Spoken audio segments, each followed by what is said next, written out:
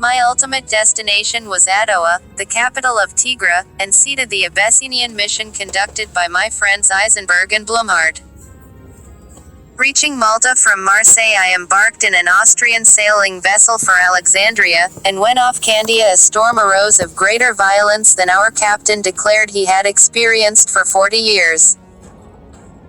Unaccustomed as I was to the sea, I consoled myself with the thought that the greatest of all missionaries, the Apostle Paul, had been exposed to similar peril in those waters and had been preserved by the mercy of God. I cast myself on his protecting power with childlike and trusting prayer, which so strengthened me that I was enabled to sustain my terrified fellow voyagers, among whom was a French actress, greatly by reading aloud the narrative of the prophet Jonah, and of the disciples of our Lord when they were in danger on the Sea of Galilee. The impression produced by the word of God in the hour of need on one of my fellow voyagers was first made known to me 13 years afterwards.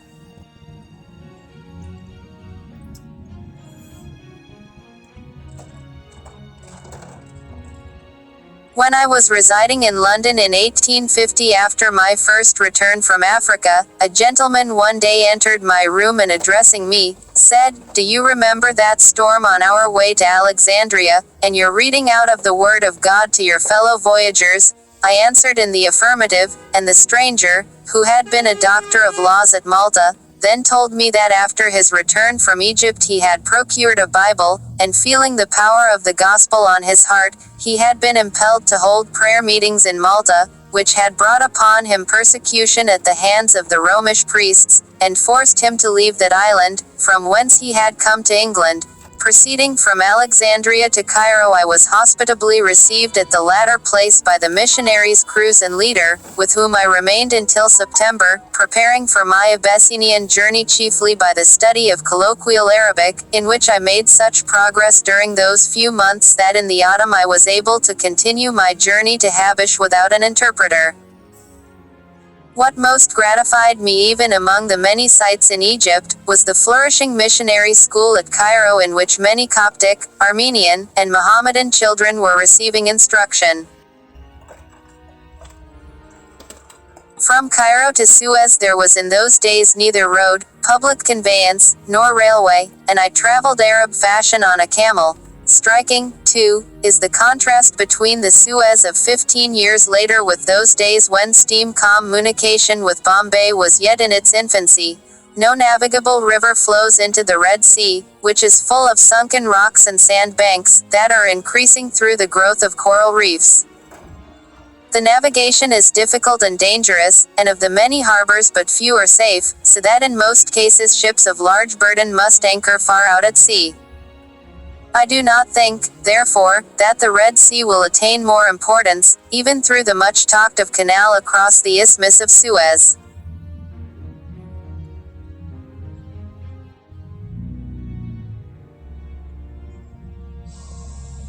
In my opinion, the great advantage to be derived from the success of this scheme will not be so much in the acquisitions which commerce may derive from the Red Sea and the countries on its shores, as in the extension of European polity and civilization to Arabia, Abyssinia, and the whole of South, Eastern Africa. It will weaken Mohammedanism in the land of its birth, Arabia, and on the African coast, tend to suppress the Arabian slave trade, and subjugate East African heathenism by Christianity and its civilization, and finally, open up immense and noble regions in southern Abyssinia and among the Gallas to thousands of European emigrants when America, Australia, and Tasmania cease to attract them. From Suez I sailed in an Arabian vessel to Jeddah, one of the most flourishing ports of the Red Sea, with large, lofty and solid houses, and many rich inhabitants, which since the English occupation of Aden, has thriven by the Arabian and Indian trade, while Mocha has declined. I was at first much struck by the Arabian practice of halting on the voyage during the night, and laying to in some haven or anchoring place, but was soon convinced of the necessity of the step, which is caused partly by the many rocks in the Red Sea, partly and chiefly by the unskillfulness of the Arab sailors, which is, indeed, so great, that it is always hazardous to trust one's self in an Arabian vessel. I have had good reason to note that fact in my many voyages during 18 years on both shores of the Red Sea, as well as on the south coast of Arabia, and on the east shores of Africa, as far as the 10th degree of southern latitude, for often have I been in danger of shipwreck and destruction. On the other hand, the Arabian mode of voyaging has, it must be confessed, its advantages, the chief of which is that the traveler can continually visit and become acquainted with new regions. Reaching Jeddah in 22 days, I embarked thence for Massawa, an island and chief seaport of the Abyssinian coast, where I arrived in December, 1837. Before prosecuting my journey into Abyssinia I had, according to the usual custom, to repair to Harkiko or Dohono, the chief place of the Mohammedan shohos of the mainland, whose name required the propitiation of a present before leave was granted to traverse his dominions. The Naib is appointed by the governor of Massawa and rules the nomadic and pastoral shohos, nominally as the representative of the port. A bargain was struck and I received an escort of 4 soldiers to conduct me through the shoho country to the foot of the mountain Shumfido. At first all went well, but when the camels which had carried my baggage had set out on their return to Harkiko I was obliged to hire 31 oxen from the shohos of the mountain to transport my effects over the Shumfido, 6,000 feet in height. Then began the tumult which was to initiate me into the mysteries of African travel. The savage shohos demanded a much larger than the stipulated sum, and when I refused to pay it they withdrew with the chiefs to their mountains, reckoning on my helpless plight. On the 3rd day a terrible war shout was heard from the heights, and the shohos, descending in great numbers, ranged themselves in battle array 100 paces in front of our tents. I was rather alarmed, and the soldiers of the Naib showed the white feather, and asked for powder and ball. A couple of shots in the air kept the enemy from approaching nearer our extempore fortifications of piled-up chests, behind which we calmly awaited their onslaught. At the moment of the greatest danger, however, there suddenly appeared upon the scene a Württemberg officer, Herr Kielmayer, with 60 Abyssinians sent by my dear fellow, laborer, missionary Eisenberg, to meet me at the foot of the Shumfido, and to bring my baggage to Adowa. Having struck a bargain with the shohos, at length we reached Halai, the first Christian village on the Abyssinian frontier. The entry into Abyssinia had a singular effect on me. The bracing air which I was breathing on a height 6,000 feet above the sea, the noble prospect eastward and westward, the consciousness of being again in a country, Christian, it may be only in name, the thought that I should soon be at the end of my long and toilsome journey, and reach the place in which I was to labor for the kingdom of God, all combined to raise my spirits in an extraordinary degree. On the way from Halai, indeed, all was not smooth, obstructions being thrown in our path by the enemies of the Protestant mission at Adowa, who were annoyed by the arrival of another Protestant missionary.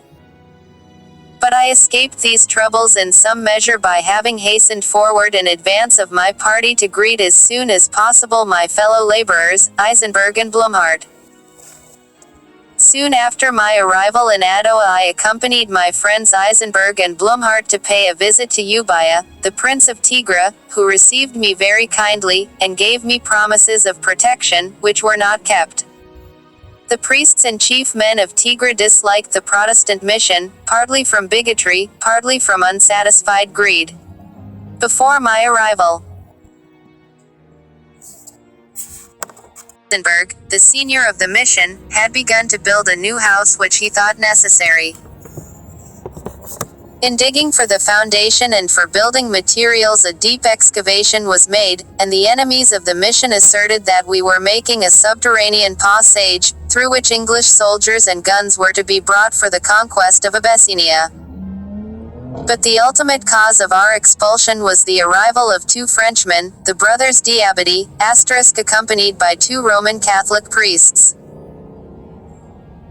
The hostility of the latter strengthened the hands of the chief priest of Adoa, who requested from Eubaea the expulsion of the Protestant missionaries, and the retention of the Roman Catholics, these having asserted that they were of the same family of Christians as the Abyssinians themselves.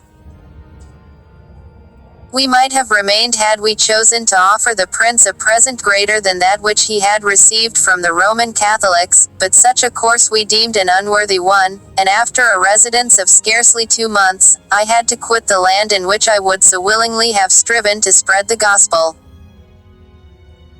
Many of the Bibles which I had brought to Adoa were destroyed by the Abyssinian priests, undoubtedly at the instigation of the Roman Catholics, but many which had been distributed among the other provinces of Abyssinia, it was out of their power to destroy. The new mission house remained unfinished, and gradually fell into decay, but its habitable portion was taken possession of by the Alaka, or chief priest, who had long regarded it with a covetous eye. It was in the March of 1838 that we quitted Adoa, reaching Massawa in safety. There we took counsel as to our future movements, and Eisenberg and Blumhardt resolved on returning to Cairo to await the decision of the committee in London. I determined on penetrating to the Christian kingdom of Shoa, whose friendly ruler, Sahala Selassie, had formerly sent a messenger to Eisenberg inviting him to visit his dominions. My original intention was to journey from Zila, a town on the Somali coast, to Shoa, but circumstances led me to modify my plan. Proceeding with my friends to Jeddah, I sailed thence in a Persian ship to Mocha. On board this Persian vessel I had ample opportunities of studying the mode in which the Mohammedans force on their new slaves the religion of their prophet.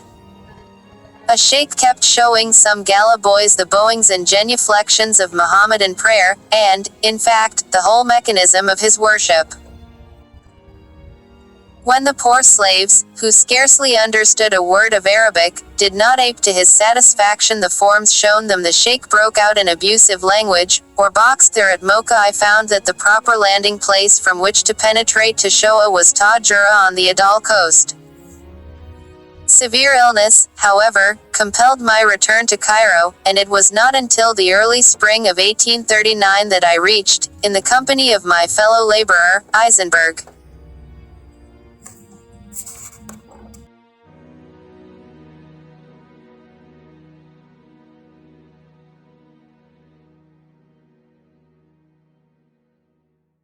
My new starting point, Tajora, or Tagora, which lies in a great plain on the shore of a beautiful bay stretching inward from the village itself, and separating the countries of the Somali and the Adal.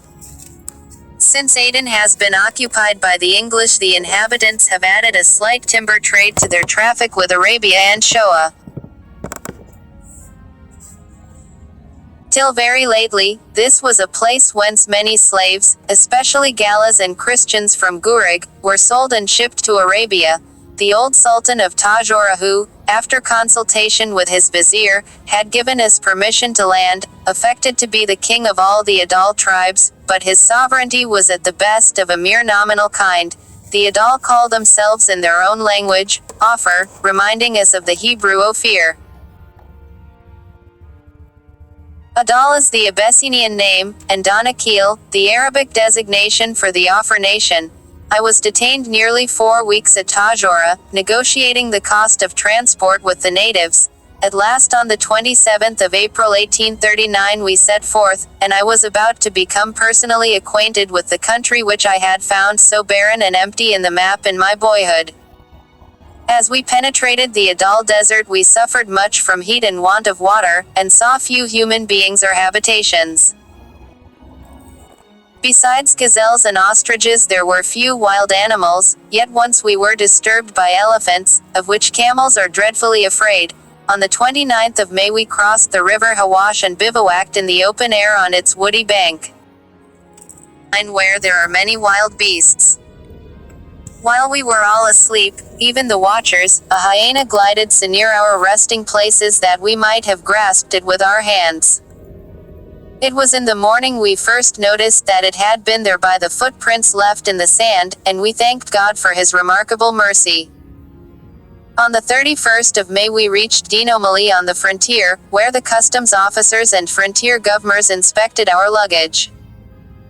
A report was forthwith dispatched to the King of Shoa announcing that the two, gypsies, as Europeans are called in Abyssinia, had arrived. No foreigner is allowed either to enter or to quit Shoa without the permission of the king, so, until it came we remained in ferry at the foot of the mountain land. When the requisite permission had arrived we began to traverse the hill region of Shoa on the 2nd of June, and on the 3rd we ascended the lofty mountain on which lies the capital, Ankober.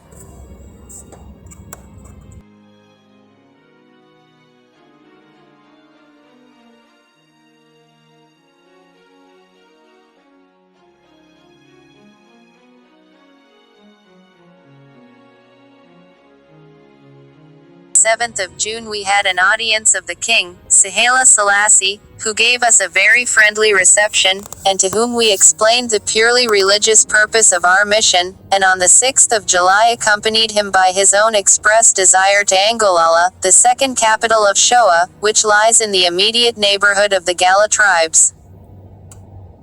He promised to give us in accordance with our request 6 boys to educate, but afterwards retracted his word, on the pretext that he did not need spiritual teachers so much as doctors, masons, smiths, and He was so fond of artisans that he often visited the workshops of the weavers, gun makers, and smiths, to watch their which had to be altered if not pleasing to him.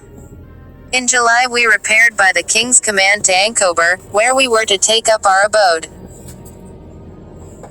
After we had long vainly entreated Haile Selassie for boys to educate, we determined to receive any one who should voluntarily offer himself. Several boys soon presented themselves, and amongst them one, Gebra Georges by name, who had capacity and took delight in learning.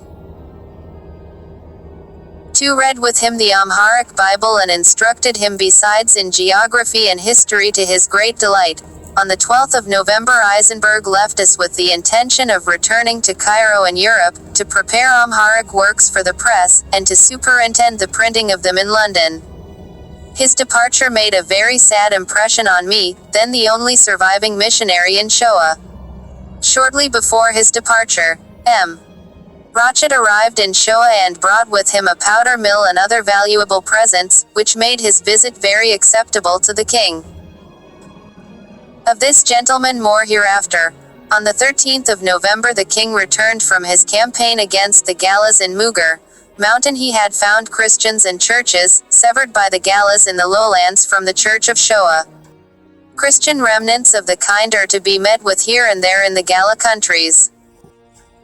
After the departure of Eisenberg I began to learn the Gala language in the hope of visiting as soon as possible a people so widely spread in Africa, and of founding a mission among them.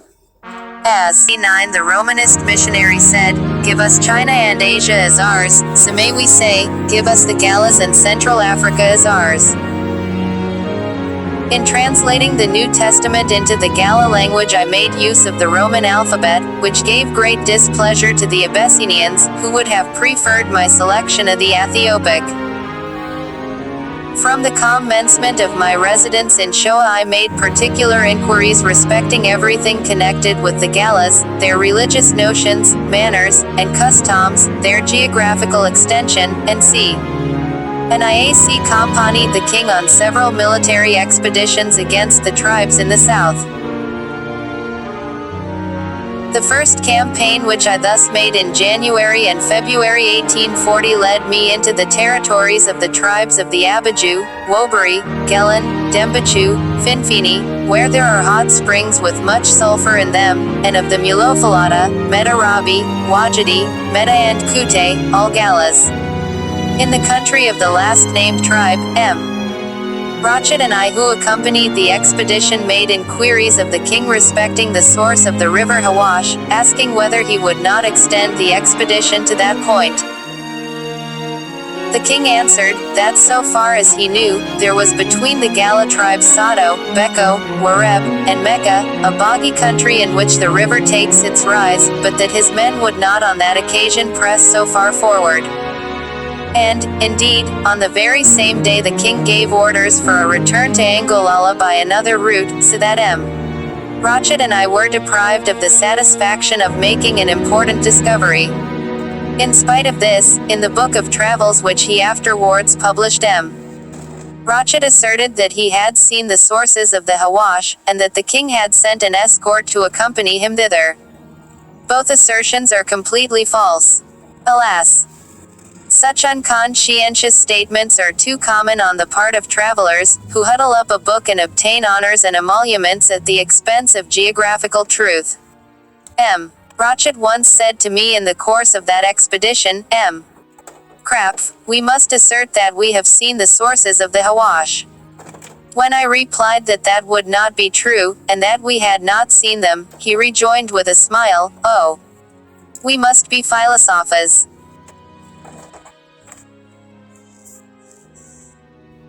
Our participation in these expeditions of the king, which lasted from 2 to 3 weeks, and thus did not cause me to be long absent from my school at Ankober, was useful in various ways, as I became more intimately acquainted with the Southern Galas, and formed a friendship with some of them, for instance, with the brave Chara, son of the queen of the tribe Mulophalata, and specially noted 3 places where a Gala mission might be founded: 1. On the mountain Yarar, on the road between Angolala and Gurig; a 2nd, among the tribe Mulophalata with Chami, the mother of Chara; and a 3rd, in Mugar in the vicinity of Debre Libanos not far from the Blue River. Beyond this, during these expeditions I became acquainted with high and low in Shoa and Ifat, and often had large numbers of men touching the word of God and other edifying matters, besides obtaining great practice in the Amharic language, and being able to observe closely the ways of the Shoan population. Finally, my health was benefited, and the friendly demeanor of the king to me was manifested to all his subjects. Of course, my connection with the king's expeditions did not arise out of a hostile or martial spirit, but simply from a wish to become acquainted with regions partly unknown, and mainly to promulgate the gospel among the thousands of soldiers whom the king takes with him in these expeditions, which he is in the habit of undertaking in January, June, and October, to levy the tribute due by the Galas, and to make further conquests. Widespread devastations follow the frequent refusals to pay the tribute by the Gala tribes, who are very foolish in provoking these calamities, as they might secure themselves by moderate payments in cattle and grain, were it not that their pride and passion for freedom lead to continual revolts and defeats. Pity that those beautiful countries are not turned to better account. The Galas possess regions so fruitful, so rich in water and pasturage, and suitable both for tillage and for cattle, that Europeans can scarcely imagine their beauty. The climate, too, is as mild and healthy as that of Italy or Greece. The districts of Mulophalata, Ataburga, Meta, and Mecca, are particularly so, where, moreover, there are many and noble trees, among which the juniper deserves particular mention. In the May of 1840, I made a tour to Debre Libanos, the most sacred place of the Shoans, 4 days' journey to the northwest of Ankober. The greatest saint of Abyssinia, the famous Tekla Haymanot, is said to have lived there in the 12th century and to have raised up a miracle healing well by his prayers. In the neighborhood of Angolala I crossed the river Cha-Cha, which flows from the province of Bulga and from Angolala in a deep glen towards the northwest, and which, near Kumdangai, in the province Shoa Meta, unites with the Barisa and some other rivers and forms the Atabai, flowing at last under the name of the Jama into the Blue River, the so-called Abai, or Abyssinian Nile.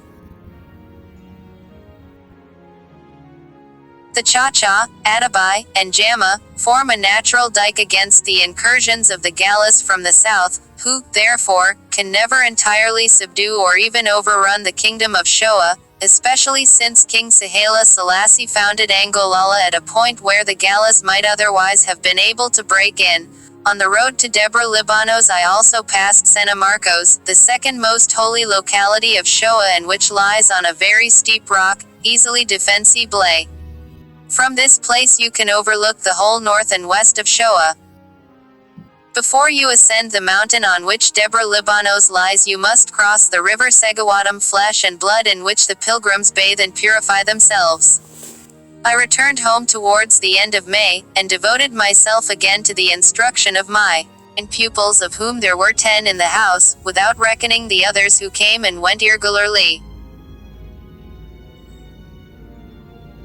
A scholar asked me for instruction in Hebrew, which many of the Abyssinian priests are fond of, as they fancy that they can discover deep secrets in the Hebrew words and names.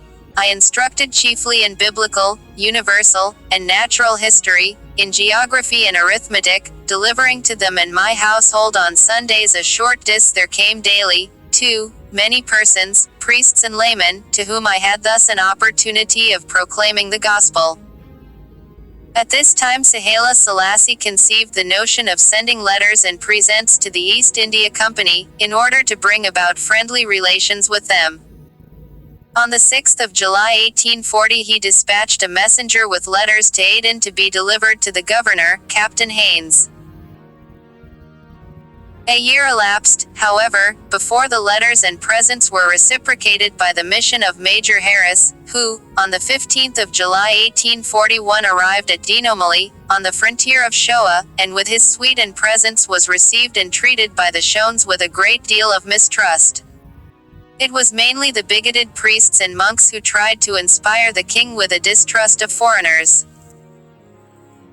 The priests were angry with me especially, because they thought that I had induced the king to allow the admission of the English and their presence, although it was the king's own decision to send a messenger to Aden, as he knew, among other things, that since the occupation of Aden the power of England was nearer to him than that of France, which M. Rothschild had lately represented in Shoa.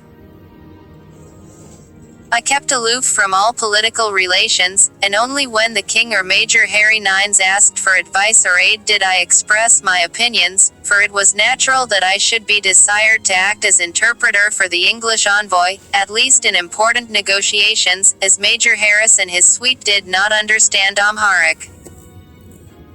The king, too, had said to me from the very commencement, "You know the customs of my country and of your own, you must advise me in my dealings with Major Harris, that I may not offend him and Queen Victoria of England. If things go wrong, I shall hold you responsible." In this way, I was obliged often to express myself openly against the king, as well as against the English envoy, Major Harris, who, from the first, treated me in the most friendly manner, as, indeed, did all the members of the mission, Captain Graham, Drive, Kirk, Drive, Roth, Herr Bernitz, and C. Major Harris in his dealings with the king showed himself intent on accomplishing the object of his mission, which was by the establishment of a friendly connection between England and Shoa to pave the way for an increase of their commercial intercourse, for the due protection of travelers, and for the abolition of slavery, an object which, to say the truth, was attained only upon paper, but not in reality, by the signature of a treaty, or convention, consisting of 15 articles. The English envoy soon discovered that there were not in Shoa any important articles of commerce, and that consequently there could not be a profitable trade between it and Aden. The difficulties attending the transit of commodities through the Sandy Adal country were very evident, and the envoy soon gave up caring for the execution of the 15 articles, content to have them to show when he returned home, as a proof at least of the nominal success of the mission, and he openly avowed to me his conviction of all this, and that he should now look to his own interests, as little was to be gained for his government. And, in truth, the envoy acted in this spirit, endeavoring to gain the best possible acquaintance with the country and its inhabitants in order afterwards to be able to write a voluminous book on both. I myself was entreated by him to communicate every notice which my experience and knowledge could furnish, and willingly gratified this desire, and Major Harris interwove these communications into the text of his well-known work of 3 volumes, The Highlands of Ethiopia. I gave up much time and thought to the cause of the embassy, and wished for its prosperity and success, as likely to promote the spread of the gospel, as well as the prosperity of Shoa itself. To Shoa the connection with a Christian power could only exercise a wholesome influence, which from thence would be extended to the unknown countries of the south. I was convinced that there could be no permanence in the mission to the Galas, Ngurig and Kambat, so long as Shoa was not connected with the coast. On that account, I wished heartily for the establishment of friendly relations between that country and England, and so far as I could with propriety I did my utmost to forward them.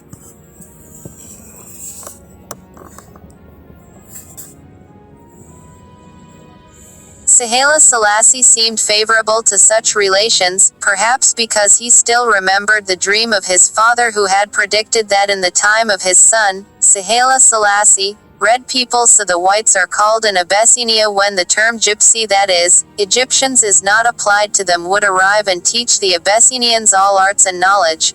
Now, since 1836, Europeans, Combes and Tamasir, Martin, Dufy, Eisenberg, and myself, Rochet, Airston, Dr. Beek, and finally, the English envoy had rapidly followed each other, and Haile Selassie was naturally led to see in this the fulfillment of the dream, and being, to a certain extent, enlightened and eager for improvement, he could not but feel it desirable to form a connection with such a nation as the English, of whom he had heard so much from the Donaquil. It is only a pity that the connection established was not a closer one, and more productive of blessings to Africa. Yet it has had the effect of making this and the neighboring regions better known to geographers at least. This knowledge will bear fruit in the future when Shoa shall have a wiser ruler than Haile Selassie. He had, indeed, great good nature, delighted in improvement, and possessed a sense of justice, and many good qualities, but he was too much led away by the superstition of the priests, the narrow prejudices of his chiefs, the desire for personal enrichment, and the oriental habit of accumulating dead tray. Had he rightly understood and employed the opportunity which was afforded him of establishing a connection with England, he might have become sovereign not only of Abyssinia, but of the whole of Inner Africa. But such is man. In his ignorance, he casts away the greatest treasures for this world and the next treasures, which, if he knew how to use them, would secure him temporal no less than his eternal well-being. Shoa, in its widest sense, includes the whole of the Ethiopian highlands, which are bounded on the east by the Adal Desert, on the south by the Hawash, on the west by the Abai Blue River, and on the north by the tribes of the Mohammedan Galas. In a more limited sense, it comprises the western portion of those highlands, which eastward in the direction of the Adal Desert has received the name of Ifat. This eastern section of the mountain land comprises the provinces Bulga, Fatagar, Menchar in the south, Argaba in the east, and Gedam and Ephra in the north. Argaba includes the lowlands, which spread themselves out towards the Adal Desert, and are inhabited by Mohammedans, partly under Shoan rule, partly as in the north, under that of the Wolo Galas. Shoa, or the Western High.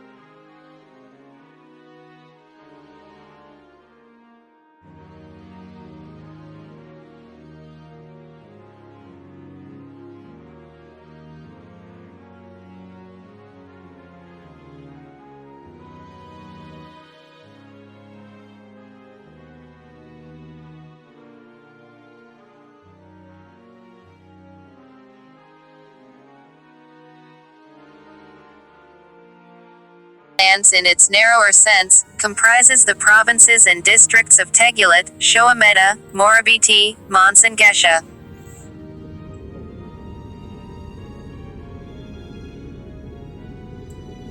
It seems that this division into Shoa and Ifat takes its rise from the mountain chain which stretches from Fatagar through Bulga to Ankober and as far as Gesha, and then still further into the interior of Abyssinia. Both these sections of the country are tolerably populous, a circumstance which is aided by the fertility of the soil, the excellence of the climate, and the external tranquility of the country, which for a long time has seen no enemy within its boundaries. The population of the kingdom of Shoa may be estimated at upwards of 1 million if the subjugated Galas of the south are included. In extent from west to east, from the Adal Desert to the Blue River, it is nearly 2 degrees, and about the same length from south to north, from the river Hawash to the fortress Dare. The country is rich in springs, brooks, and rivers, and lakes are not wanting. There are none of the nobler metals in abundance, but in one locality in the vicinity of Debra Burhan the existence of a gold field is suspected. There is plenty of iron, sulfur, and pit coal, the latter being chiefly found in the eastern part of Shoa, but the inhabitants have not yet learned to turn it to account. The form of government in Shoa is an absolute monarchy. The king is the only lord and master of the country, to whom belong the bodies, lives, and possessions of his subjects. He has no standing army, but only a few hundred bodyguards, armed with muskets. When war breaks out, every district governor must supply a contingent. The whole army may muster from 30,000 to 50,000 men, of whom about 1,000 are armed with muskets, the rest being equipped with spears, shields, and swords. The soldiers are mostly cavalry, mounted on horses or mules. Art and science are still in a state of infancy in Shoa. The mass of the population is Christian after the form of the Coptic Church in Egypt, on which, as is well known, the Abyssinian Church is dependent. In the east, however, there are many Mohammedans, and in the south, tribes of heathen Galas, subject to the ruler of Shoa. In ecclesiastical constitution Shoa, as also Abyssinia in general, is episcopal. The Coptic Patriarch in Egypt has been since about AD 1280 in the habit of nominating the chief bishop of Abyssinia, who is styled Abuna, our father. This prelate ordains all priests and deacons. He also consecrates the king and church by the aid of the Ekage, the supreme head of the monks, who are very numerous and influential. Those who wish to be ordained must be able to read and to repeat the Nicene Creed, whereupon the Abuna breathes on the candidate, laying on hands blesses him, and bestows on him the sign of the cross, receiving then 2 pieces of salt as ordination fees. After ordination deacons and priests cannot marry, but must not part with the wives whom they may have married before ordination. The duties of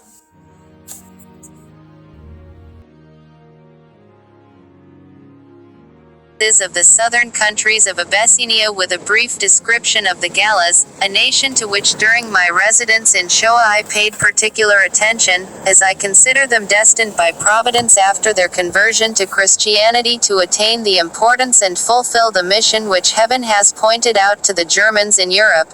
In the course of time the Galas have taken possession of a large section of eastern Africa. Separated into many tribes independent of each other they extend, so to say, from the 8th degree of north to the 3rd degree of south latitude, numbering, in the whole, from 6 to 8 millions, an amount of which scarcely any other African race can boast.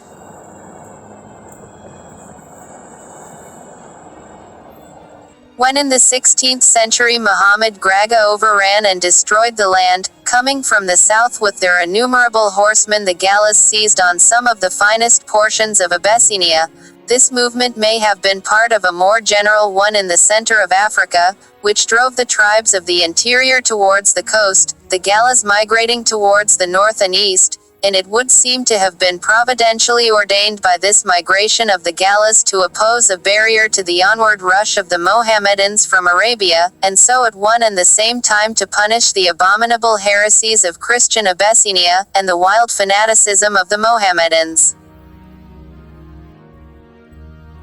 Had not Providence brought the Portuguese by sea to the eastern coast in the 15th century, and afterwards impelled the Gallas forward from the interior, the fiery and proselytizing Islams would probably have overrun equatorial Africa from east to west, as they once threatened to overrun Europe. The name, Gallas, in their own language means immigrants, and has been given them by the Arabs and Abyssinians.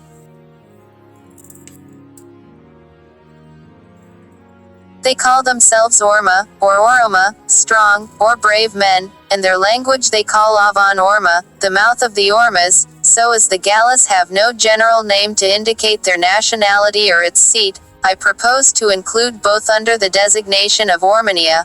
I have heard several very different accounts given of the origin of the Gallas, or, as I would call them, the Ormas, but, whatever it may have been, it is certain that on their first appearance in Abyssinia they were a very wild and warlike people, who united under one head might have conquered not only Abyssinia, but the whole of Africa. After having occupied, however, the finest provinces of Abyssinia, they began to make war upon each other, which checked their further progress, and made it easy for the Abyssinians to subjugate one tribe after another.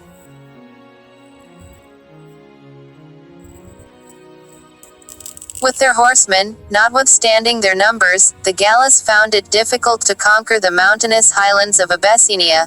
In general, the Gallas have a manly appearance, are large and powerfully built, but with savage featurish, made still more savage-looking and fierce by their long hair, worn like a mane over the shoulders.